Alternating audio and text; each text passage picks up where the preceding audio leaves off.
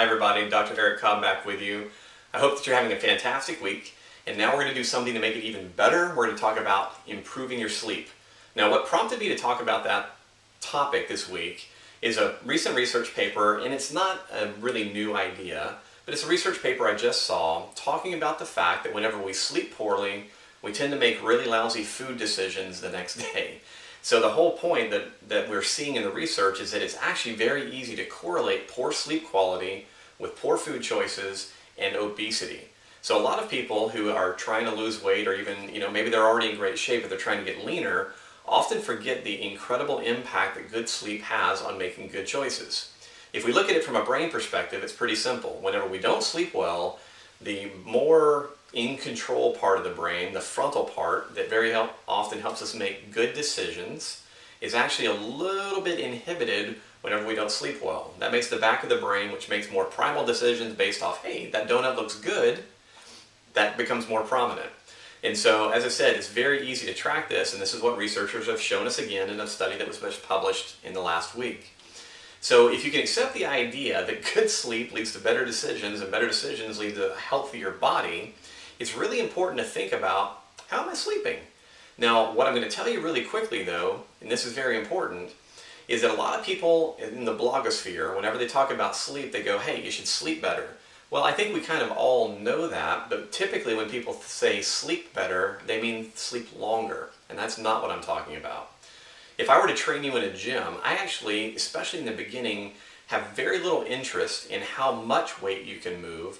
What I'm really interested in is how well can you move the weight. So in other words, I'm interested in the quality of the performance of the exercise far more than I am in how much of it you do. So the same thing goes for sleep. Whenever I talk about helping people improving their sleep, I'm really interested in the quality. And so in order to focus on quality, I want to give you just a few tips that you can begin implementing this week that should create a noticeable impact on you. All right, so tip number one, make your bedroom a cave. Most people have heard this, but they don't do it. So I'm going to ask you to do it this week. What I mean by making it a cave is make it as dark as possible. If your curtains allow light to seep in at night, get something and cover them. If you've got the big red LED alarm clock because you like to wake up in the middle of the night and check the time because you have something else to do, put something over it, cover it up.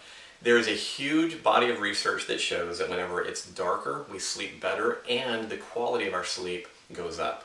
So I want you to think about that. Make your bedroom a cave. The second part of that is making sure that it's not only dark but cool. People on the whole do not sleep as well in warmer temperatures, and so if you can cool it down, very often that will also improve not only your ability to sleep with higher quality, but to fall asleep faster.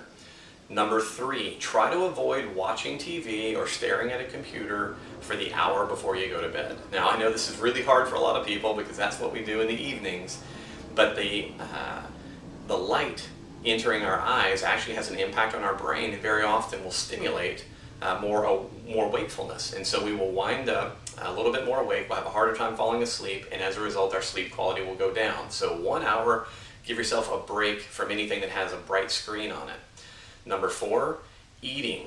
If you're going to eat before bed, I normally recommend that you give yourself a 2-hour window in which you don't eat before you try to go to sleep. But I know that for some people that's not practical. So if that's the case, try to eat something that has a higher fat content as opposed to a higher sugar or higher protein content, because the fat will help you sleep a little bit more soundly and fall asleep more quickly. Now, with all that said, the big question is, all right, if I do all that, how am I going to know if my sleep quality has improved? Well, now we're going to talk about tracking.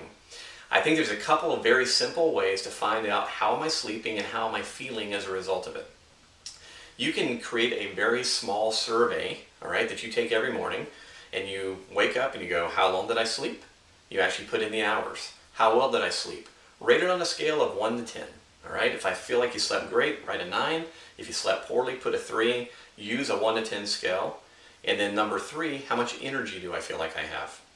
Because if you just begin tracking those 3 little variables and comparing it to what you're doing in the evenings to prepare to sleep, it should begin to give you some things that you can correlate very quickly and very easily to improve the quality.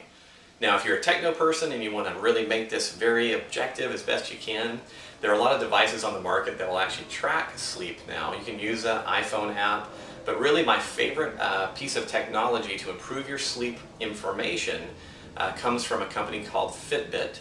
And it's Fitbit, and I love their little device called a Fitbit One. It functions as a pedometer and a few other exercise pieces of gear, but in one unit, it also tracks your sleep. You can wear it as a wristband, and overnight, it monitors your movement, and then you can plug it in and get a cute little reading about how well you slept. And again, though, you have to take that information and correlate it with your behaviors so that you understand what you're doing that's going to influence how fast you go to sleep and how well you sleep.